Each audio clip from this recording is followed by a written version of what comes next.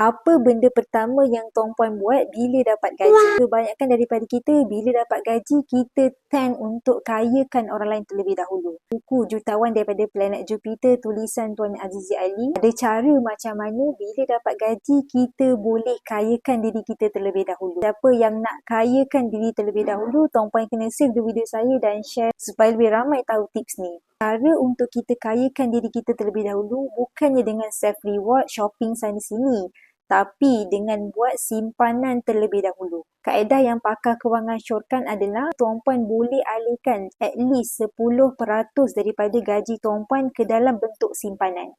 Bentuk simpanan ni boleh jadi dalam bentuk duit ataupun boleh jadi dalam bentuk emas sebenarnya. 10% daripada gaji yang untuk simpanan ni sebenarnya tak banyak sekalipun. Asalkan Tuan Puan nak paksa diri sendiri terlebih dahulu. Simpanan memang kena paksa, kalau tak memang tak jadi. Jadi mana yang nak belajar lagi tips dan ilmu kewangan, Tuan Puan boleh follow terlebih dahulu ataupun komen nak untuk saya kongsikan kepada Tuan Puan buku 5 minit emas yang saya pasti akan sangat berguna untuk masa depan Tuan Puan.